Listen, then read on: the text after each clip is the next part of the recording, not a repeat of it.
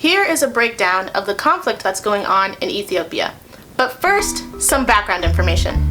Ethiopia is an East African country that borders Kenya and Somalia. It consists of 10 different regions that roughly represent different ethnic groups. And these regions all have their own regional governments. The region where the conflict is going on is in the Tigray region, and it's located in northern Ethiopia on the border with Eritrea. Their regional government is called the TPLF.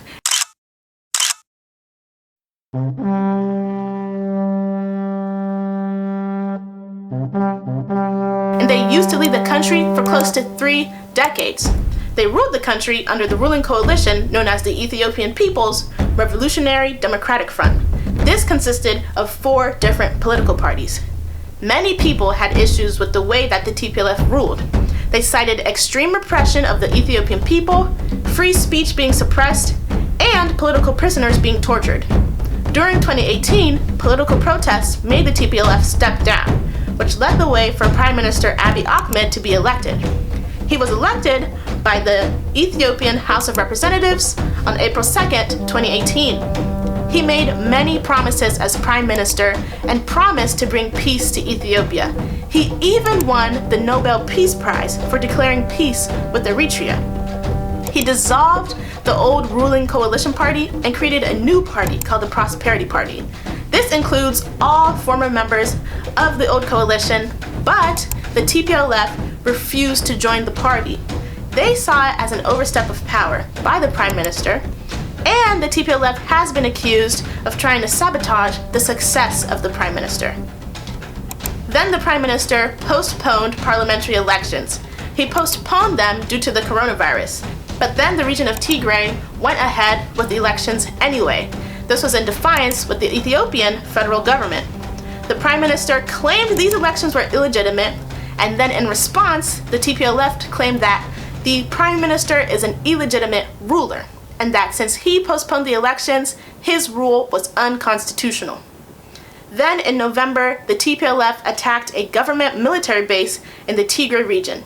And immediately after that attack, all internet and phone communications were cut off in the region. And the Prime Minister sent troops to the region. Currently, the Prime Minister has claimed victory against the TPLF. And he stated that he will take troops out of the region. But the United Nations has stated that they have not seen any evidence that troops have been taken out.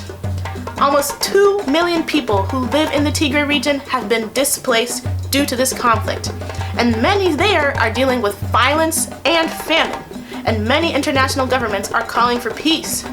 Ethiopian troops and Eritrean troops have been accused of committing war crimes and massacres in the Tigray region against the people of Tigray by Amnesty International. And it is incredibly hard to gain more information and a clear picture about violence that has gone on in the region since internet access, phone communications, and journalist access have been heavily restricted in the Tigray region. There are some in Ethiopia who believe that the Prime Minister is justified in sending troops to the region because the TPLF has constantly instigated, undermined, and questioned him. And they see the TPLF as the cause of their own issues.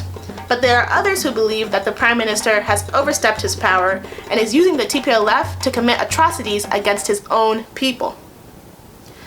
Only time will tell how this conflict plays out. This is Habar and Gemma. Did you like this video?